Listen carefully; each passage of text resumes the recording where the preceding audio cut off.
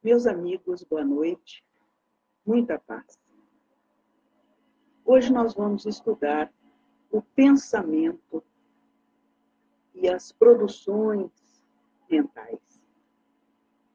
Esse estudo é de tal forma importante que nós vamos relembrar que o princípio inteligente, lá no seu desenvolvimento, e como consequência evolutiva, teve a conquista, produziu o pensamento contínuo, ele se soube, ele se deu conta conscientemente pelas lembranças advindas do pensamento contínuo, de que ele existia, de que ele era uma individualidade, ele era único.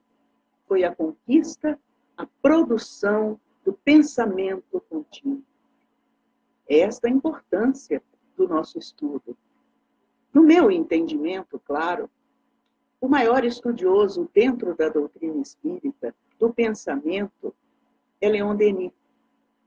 No seu livro O Problema do Ser, do Destino e da Dor, quando ele trata de forma clara, linda, límpida, lúcida, racional sobre o pensamento, a disciplina do pensamento e também sobre a vontade, que está intimamente ligada à produção dos pensamentos.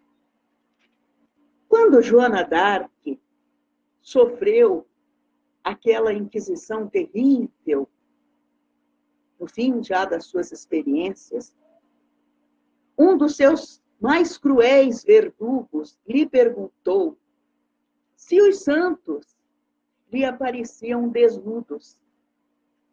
E ela, a Virgem de Orleans, respondeu com toda a dignidade: pensas então que Deus não tem com que vesti-los? Começamos aqui o estudo de ideoplastia. André Luiz, no livro Nos Domínios da Mediunidade, ele vai dizer o seguinte: tudo que existe dentro da natureza é a ideia exteriorizada. O universo é a projeção da mente divina. E a Terra, qual a conheceis em seu conteúdo político e social, é o produto da mente humana. Civilizações, povos, culturas e experiências constituem formas de pensamento através dos quais evolvemos incessantemente para esferas mais altas. O pensamento é criador. Através do pensamento, nós nos elevamos ou nós nos rebaixamos.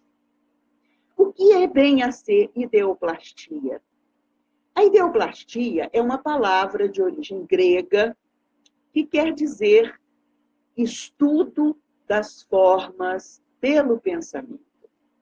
Ideo, ideia, plastos, forma. Estudo das formas pelo pensamento. Ora, se é uma palavra de origem grega, os antigos já sabiam sobre este assunto tão importante. Eles já entendiam que o pensamento pode produzir formas. E é assim também que nós vamos ver em toda a obra espírita os termos que querem dizer ideoplastia. São outras designações com o mesmo significado. Formas de pensamento, imagens fluídicas, construções mentais. Nós vamos encontrar várias designações com o mesmo significado. Qual seria o mecanismo? Como essas formas mentais se fariam? Todo o nosso estudo nós tiramos do livro A Gênese, no capítulo 14. É muito importante que todos leiam para se aprofundarem mais sobre o assunto. Lá na Gênese, nesse capítulo 14, Kardec diz o seguinte: olha só, que os espíritos atuam sobre os fluidos espirituais, empregando o pensamento e a vontade. Pensamento e vontade. Para os espíritos, o pensamento e a vontade são o que é a mão para o homem. Não tem mão, tem mente. Não tem produções físicas, como nós aqui. Tem a criação mental. Pensamos, logo existimos. Pelo pensamento, continua dizendo Kardec, os espíritos imprimem aos fluidos tal ou qual direção. Os aglomeram, combinam, dispersam, organizam com eles conjuntos que apresentam uma aparência, uma forma, uma coloração, mudam-lhes as propriedades, combinando-os segundo certas leis. E nós realizamos essas mudanças de propriedades todas as vezes que vamos, por exemplo, fluidificar as águas. Como que nós mudamos as propriedades daquela água? Isso é fruto do pensamento e da vontade, produzindo, caracterizando elementos espirituais. Embora a água seja material, os elementos da sua transformação são espirituais, porque advém de uma vontade, advém de um pensamento. Kardec continua. É a grande oficina ou laboratório da vida espiritual. O pensamento reflete-se no perispírito, que é sua base e meio de ação. Então, aqui, além do pensamento e da vontade, nós temos um terceiro elemento, perispírito. Por que que nós conseguimos projetar o nosso pensamento através de formas? Porque nós temos um elemento, uma condição que nos permite trabalhar os fluidos pelo pensamento. Porque o perispírito é a base e o meio de ação. É o principal instrumento do espírito. Tudo que realizamos, absolutamente tudo, partindo de um pensamento, quer objetivemos com as mãos ou não, nós estamos utilizando o nosso instrumento espiritual, que é o nosso corpinho espiritual, que é o perispírito. E Kardec vai dizer que este perispírito, esse nosso instrumento, nosso meio de ação, ele reproduz todos os movimentos e os matizes da alma. O pensamento vibra. Perispírito é vibrátil também. Então, o pensamento em vibrando, ele movimenta as partículas do perispírito. E este, ao comando do espírito, reproduz. Na medida em que o pensamento se faz, instantaneamente o corpo fluídico retrata as formas criadas. E ele acrescenta, deixando de existir, tão logo o mesmo pensamento cesse de agir naquele sentido. Ora, quando Kardec coloca que as produções mentais deixam de existir, tão logo o pensamento deixa de se fazer naquele sentido, nós perguntamos, a ideoplastia, as criações mentais, são reais? O que é que vocês acham? Se muitas vezes elas têm uma curta duração. O que é que o Kardec fala sobre isso lá na Gênese? Ele diz o seguinte, para o espírito, que é também fluídico, o que é fluídico no espírito?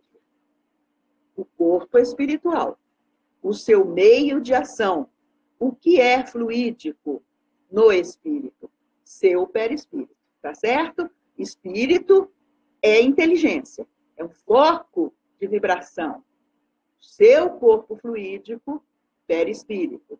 Mas como eles são absolutamente inseparáveis, independendo da sua evolução, seja um espírito puro, ele para agir no meio precisa de perispírito, então ninguém perde perispírito, muda a sua constituição, mas perder não perde, que é o meio de ação de espírito. Bom, então para ele também o espírito que é fluídico, estes objetos são tão reais como eram no estado material, para o homem vivo.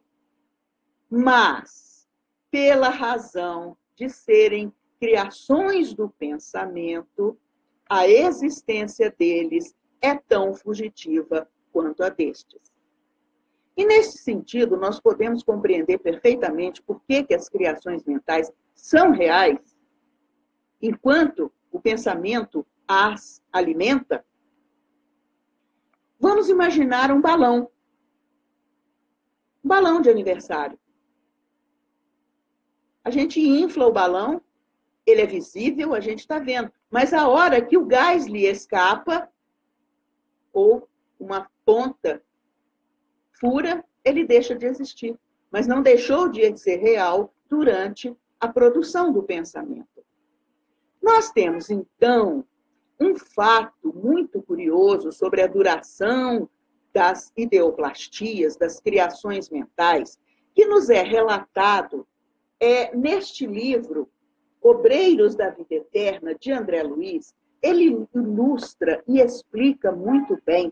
E para quem quiser estudar mais profundamente, vai procurar o capítulo 3, onde ele fala de um ilustre visitante, um sublime visitante, um espírito de uma hierarquia maior, em que aquelas pessoas estavam aguardando e queriam criar um ambiente mais lindo possível, como se nosso lar já fosse feio, né? Mas queriam criar alguma coisa melhor. É quando o instrutor chama a turma do André Luiz, do Hilário, para eles aprenderem a produzir, a criar com o pensamento. Então, eles imaginam um parque lindo, um jardim maravilhoso, e o instrutor vai designar cada um deles produzir cada uma das partes daquele jardim maravilhoso. Cabe ao André Luiz produzir o jardim com gramas, com flores. E o André Luiz pensa nas gramas, pensa nas flores, e estas são construídas, são projetadas do seu pensamento. Qual não foi a sua surpresa que o instrutor vem e diz para ele: André, as suas gramas estão parecendo de plástico, elas não têm vida. Aí o André olha para ele, né, e quer saber como que ele vai botar vida nas plantas, se é só pelo pensamento. E o instrutor vai e diz para ele: André, pensa no jardim da esposa querida que você deixou, onde os seus filhos brincavam.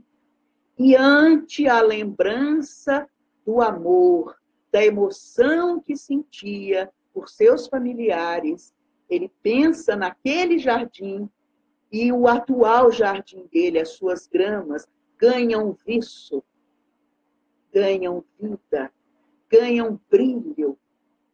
As flores têm um viço da vida. Então, nós podemos perceber que as nossas emoções têm uma ação muito importante na produção das nossas formas de pensamento, na caracterização dessas criações mentais. Porém, ainda mais uma coisa importante, André Luiz nos fala, neste livro, Obreiros da Vida Eterna, nesse capítulo 3. O instrutor chama-lhes a atenção de alguma forma, quando ele diz assim: 2 auxiliares conservavam a destra, ou seja, as mãos, unido ao gabinete. Vocês se lembram quando Kardec fala que é o pensamento e a vontade são o que é a mão para o homem, como André Luiz vai dizer que lá os auxiliares mantinham a destra unida ao gabinete? Se os espíritos agem, atuam pelo pensamento.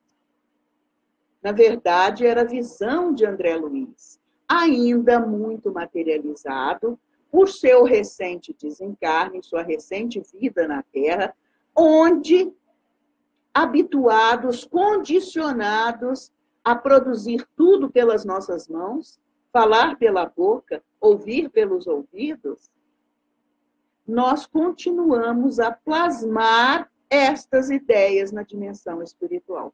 Se André Luiz criou o jardim conscientemente, ele colocou a mão no auxiliar, que tinha função mantenedora daquelas produções mentais.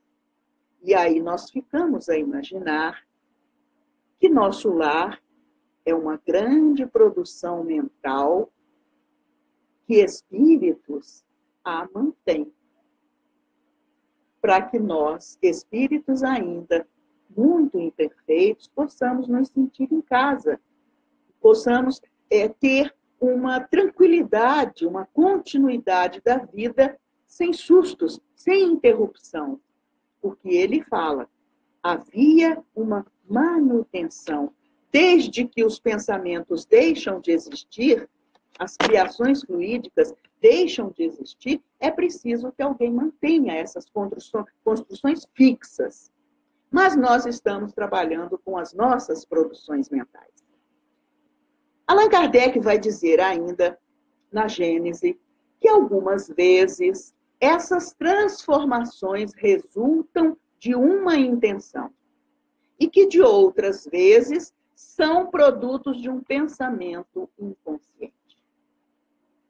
E ele continua, basta que o espírito pense uma coisa para que esta se reproduza. Então, nós vamos perceber que em torno de nós, as nossas construções gravitam. Na medida em que pensamos, produzimos, projetamos o que essas ideias significam. E aí, as pessoas com a capacidade mediúnica podem registrar, podem perceber as nossas criações mentais. De tal forma que muitos médiuns relatam o que vem.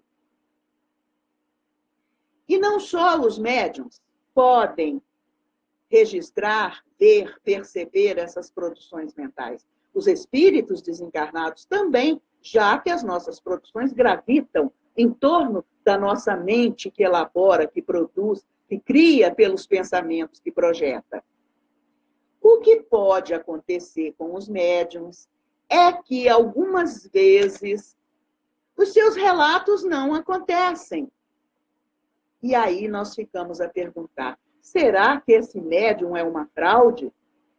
Eu me lembro, há muitos anos atrás, que uma companheira relatou que uma médium havia dito a ela que ela iria ficar viúva.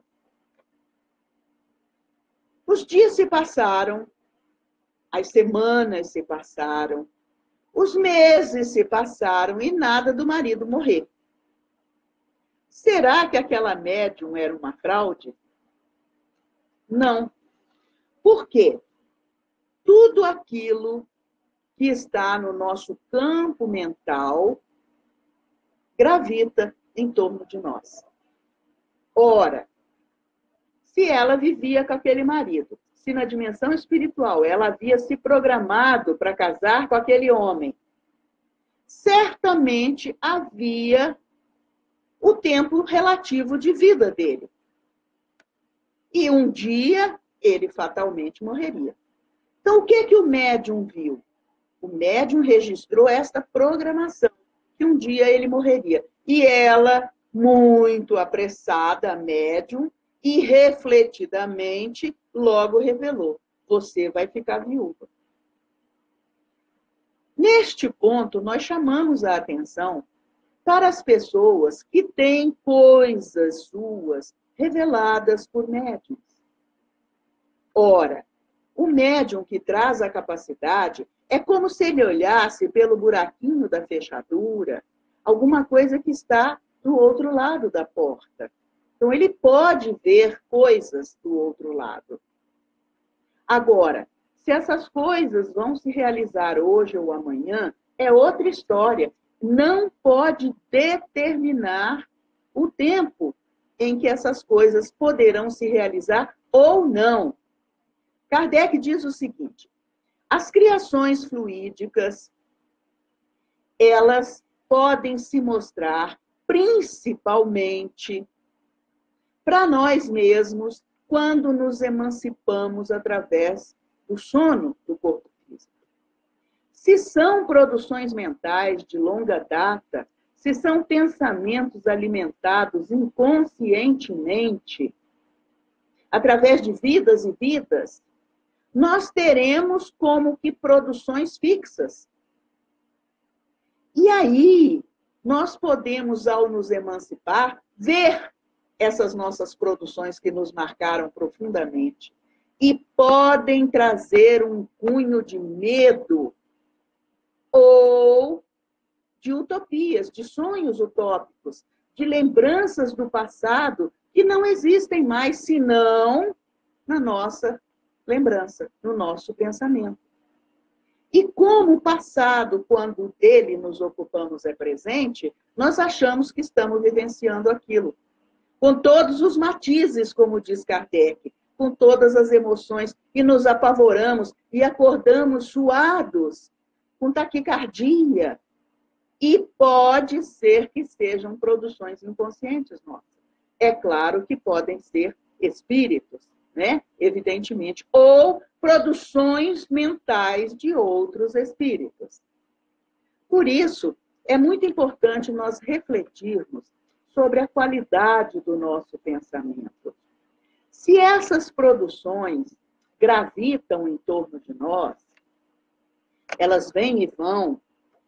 Leon Denis vai dizer uma coisa muito interessante por causa da falta de definição, de objetivo, de propósito nas nossas criações mentais, nos nossos pensamentos. Ele vai dizer que nós sofremos de anemia intelectual. O que ele quer dizer com anemia intelectual? Ele diz que a gente lê muito, muito grande quantidade, a gente pega um jornal com não sei quantas folhas, lê tudo rapidamente e medita muito pouco sobre o que a gente lê. Ele diz que a consequência disso é a anemia intelectual. Olha que curioso. Por isso a importância de termos hábitos da reflexão no bem, pequenos textos onde podemos apreender a essência. Por isso a gente vê tantas postagens com ideias pequeninas, para que a gente reflita sobre o significado no bem, daquela ideia de um mentor, de alguém que já aprendeu, que nos precedeu, para que a gente não tenha uma mente anêmica, pobrezinho de nós. Sobre a dinâmica, como acontece as produções mentais, Kardec, ainda lá na Gênese, vai dizer o seguinte, ele vai exemplificar, eu acho sensacional. Tenha um homem, por exemplo, a ideia de matar outro. Embora o corpo material se lhe conserve impassível, a gente está quietinho, sentadinho, e a mente produzindo, a mente maquinando, né? Às vezes a gente até parece que está dormindo, mentira, está acordado e produzindo coisas. Embora o corpo se lhe permaneça impassível, seu corpo fluídico, que é perispírito, é posto em ação pelo pensamento e reproduz todos os matizes do pensamento. Executa fluidicamente o gesto, o ato que está intentando, que está querendo fazer, e o pensamento cria a imagem da vítima e a cena inteira é pintada como num quadro, tal qual se lhe desenrola no espírito. Essa explicação do Kardec é ótima.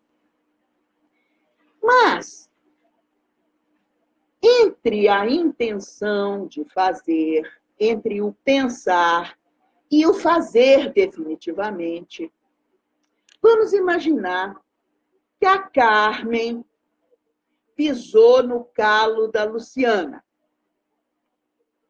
A Luciana fica magoada. Não é possível que a Carmen tenha feito isso comigo.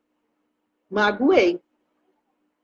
Mas a Carmen se dizia tão minha amiga, e a Luciana pensando, como ela pôde produzir isso? Como ela pôde fazer isso comigo? E a Luciana, de tal forma, ficou magoada, que a partir daquele momento começou a imaginar como ela ia mostrar para o mundo inteiro que a Carmen não era aquela flor cheirosa que parecia. Quando ela começa a tocar muito no assunto, a Marília, sua mãe, vai e diz para ela, Luciana, minha filha, não mata a Carmen. A Carmen é uma infeliz num momento infeliz. Ela certamente nem percebeu que queria te magoar desse jeito. Tire isso de cabeça. E depois, você já pensou, se você mata a Carmen, ela não morre. É só o corpinho dela que morre. E você vai presa pro resto da sua vida. E a Luciana começa a matutar e diz assim, não vale a pena eu matar a Carmen, porque ela também não vai morrer. Não vou mais pensar nisso. Faz uma prece, muda de pensamento. E aí, um médium desses de buraco de fechadura, sentindo aquelas emoções extremadas da Luciana, registra toda a cena. Coitadinho, se ele conta para alguém, ele vai passar de mentiroso, porque aquilo nunca vai acontecer, porque a Luciana mudou de pensamento.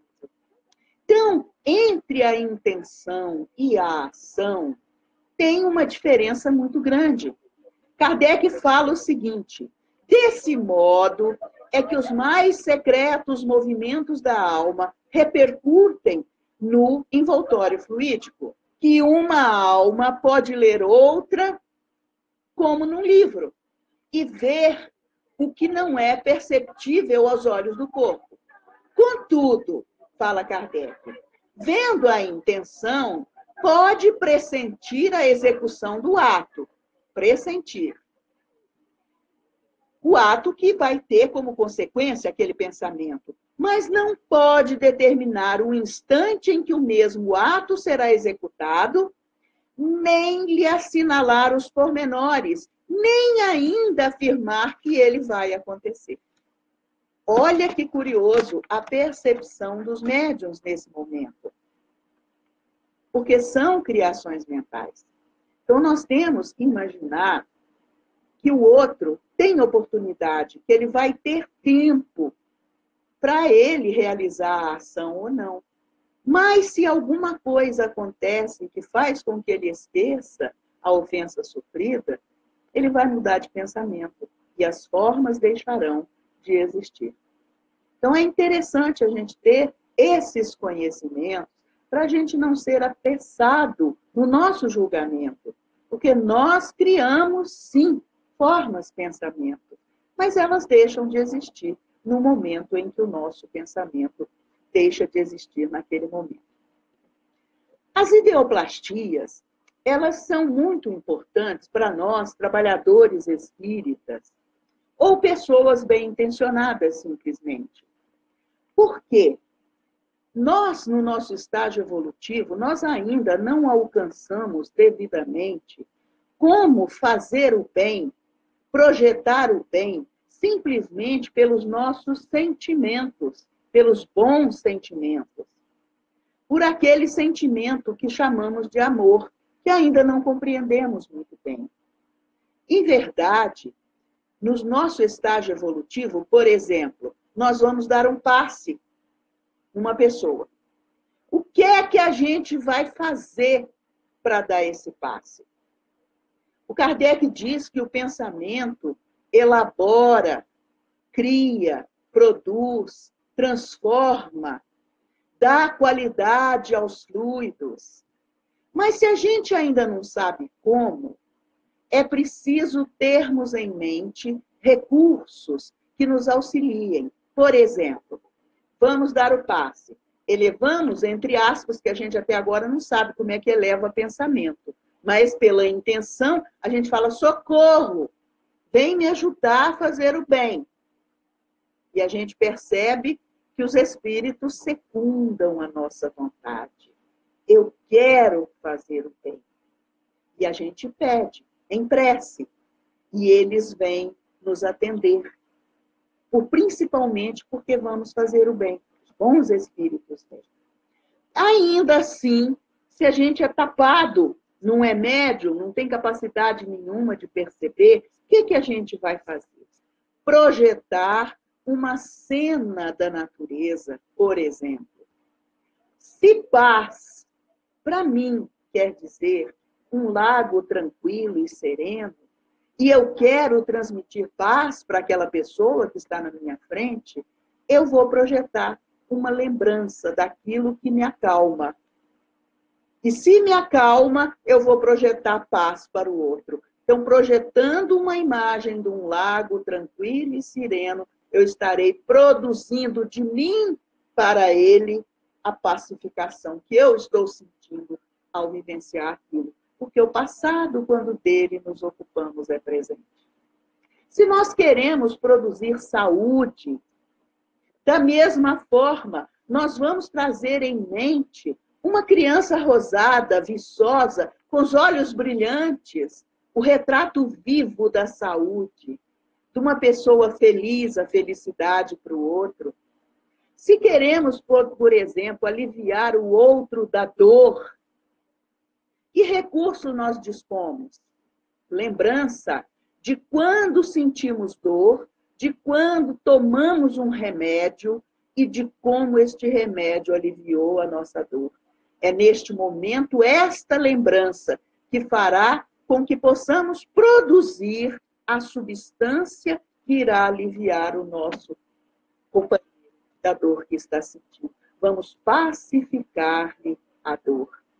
Então, são os recursos que nós dispomos e é através dessas formas de pensamento, a produção de um pensamento mediante uma lembrança consciente. E nós vamos produzir. Olha que informação tranquila e serena para o trabalhador que quer fazer o bem. Embora não saiba, nós não somos técnicos de fluidos, do magnetismo, nós não temos todos os conhecimentos, mas ainda assim a lei se faz sobre nós.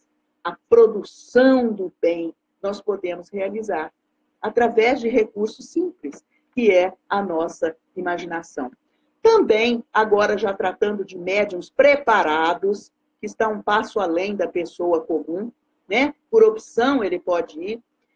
Lá no livro Instruções Psicofônicas, espíritos diversos que escrevem através da mediunidade de Chico Xavier, eles vão dizer, num capítulo sobre os arquitetos espirituais, que eles consultam as reminiscências dos espíritos doentes, então pode ser no passe também, para ver o que lhes falta, o que lhes perturba, o que lhes aflige. Vê em nós, nas nossas reminiscências, os dispositivos que já construímos, as experiências que já trazemos, que tipo de recurso nós temos para auxiliar naquele sentido aquele que tem. E neste momento, muitas vezes, os mentores intuem o dirigente da reunião a convocar o grupo a produzir determinada cena mental da natureza, a lembrança de uma família, de alguma coisa, e o grupo ali unido num só pensamento conduzido pelo mentor, pelo dirigente, eles vão ajudar. Esses espíritos que trazem impressões vagas, descontínuas, é aquilo que eles chamam de metamorfose mental. A força do bem tem poder de penetração. Olha que coisa extraordinária. Nós nos lembramos no livro Sexo e Destino, do André Luiz, quando eles relatam o namoro do marido da Beatriz, que estava em tempo de desencarne, com a Marina, que era a enfermeira dela. Eles pensavam e eles chegavam a sentir o sabor da bebida que ingeriam quando estavam juntos. E os trabalhadores da dimensão espiritual veem tudo aquilo. E onde que eles podem interferir? Os bons espíritos são fofoqueiros? Os bons espíritos, eles se metem na nossa vida? Não. Definitivamente não. Exceto para nos ajudar. De outra forma, eles não se imiscuem na nossa vida, mesmo tendo condição de perceber. Neste ponto, nós esclarecemos aquilo que Kardec nos fala no Livro dos Espíritos, sobre a percepção dos espíritos das nossas produções. Qualquer um que estiver à nossa volta prestando atenção pode perceber, pode aferir da nossa vida mental. Porém, Kardec diz que os espíritos só percebem, só veem aquilo que lhes interessa. O que não interessa, eles não prestam atenção. Qual é a consequência disso na nossa vida? O esforço por melhorarmos as nossas construções mentais. O esforço por pensarmos no bem. É o esforço, porque nós ainda não temos essa condição. Essa condição mediana, esse denominador comum de ter um pensamento médio no bem. Nós ainda oscilamos muito. Nós ainda sofremos muito daquela anemia intelectual, da qual nos fala Leon Denis. Mas, se nos esforçarmos, se nos pegarmos tendo outros pensamentos, dos quais não gostamos, reajustamos o pensamento como? É aquilo que eu chamo de exercício da lembrança feliz. Muitas vezes a gente se pega angustiado, aflito, sem saber por quê. Vamos buscar uma lembrança feliz. Porque neste momento, quando nos ocupamos dessa lembrança, ela se torna presente. Porque somos espíritos. Para os espíritos não há tempo, não há espaço. Há realidade espiritual, há realidade mental.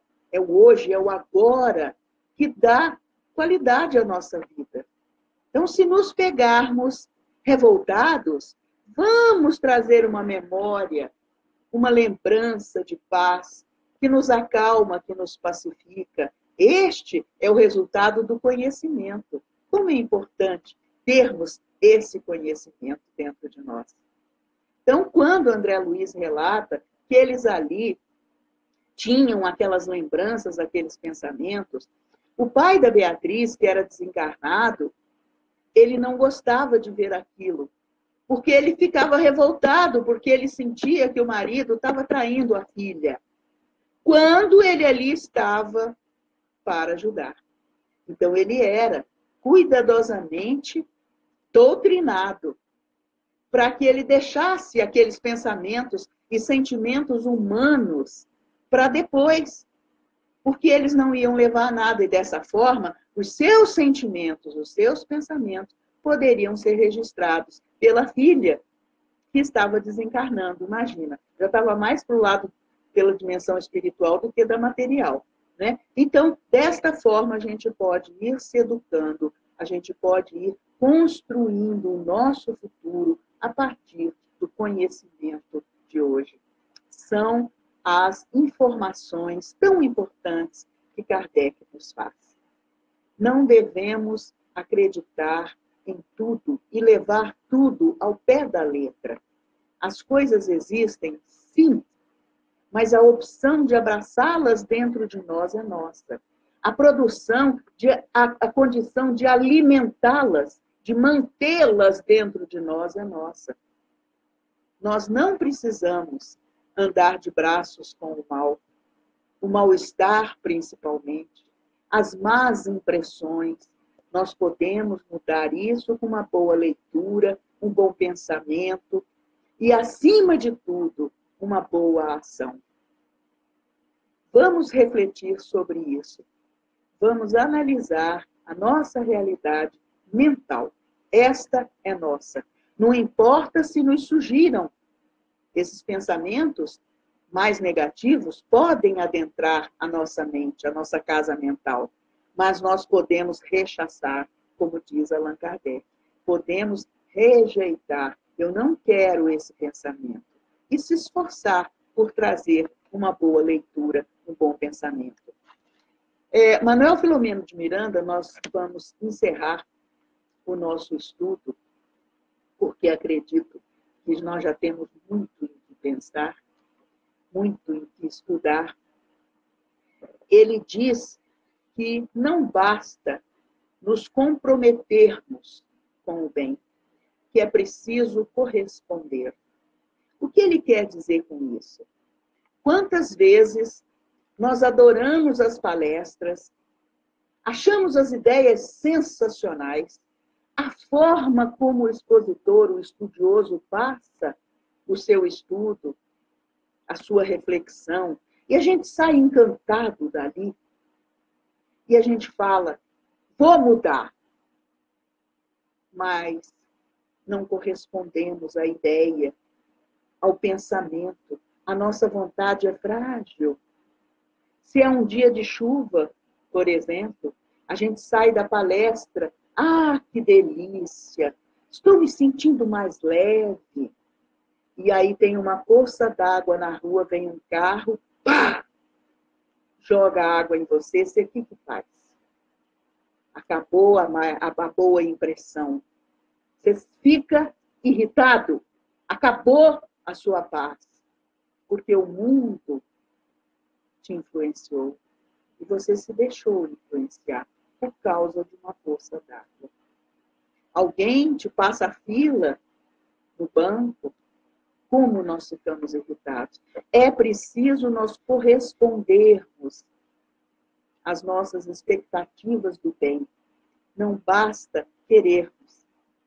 Muito embora, Leon Denis ainda, ele vai dizer que quantas vezes a gente fala no bem, mas não consegue outras tantas realizar o bem que fala. Ele diz que a gente fala para a gente mesmo, e é uma grande verdade, que aquilo que nós falamos, nós estamos nos convencendo daquelas ideias, e diz que num futuro próximo nós iremos realizá-las. Então vamos ter fé em nós. Nós não estamos de todo perdidos. Aliás, nós não estamos nada perdidos. Nós estamos no caminho certo, nós estamos na busca do autoconhecimento, do conhecimento por excelência. E aí, Manuel Filomeno diz, as reuniões espíritas, e ele não diz tão somente mediúnicas, ele diz, as reuniões espíritas são compromissos graves assumidos perante a consciência de cada um. Ele não fala que é assumidos perante nada, nem ninguém. É perante a própria consciência. Os compromissos são nossos. E ele continua, regulamentadas pelo esforço. Ele sabe que nós ainda não somos. Nós estamos nos esforçando. Pela pontualidade que é fruto do esforço. Pelo sacrifício dos prazeres materiais. Muitas vezes somos taxados de chatos, porque não bebemos todo e qualquer dia da semana. Porque não mais falamos piadinhas de mau gosto. Porque não damos mais risada do mal feito alheio, aquele que causa dor e sofrimento. É o sacrifício desses prazeres humanos que nós fazemos. Nós, em verdade, não sacrificamos nada que é importante quando nós deixamos de fazer certas coisas. E também pela perseverança dos bons pensamentos e das boas ações. Isso é o que Manuel Filomeno chama de esforço do bem. Que Jesus nos abençoe, e que nós possamos fazer muito bom uso dos nossos pensamentos e da nossa vontade. Fiquem com Deus, fiquem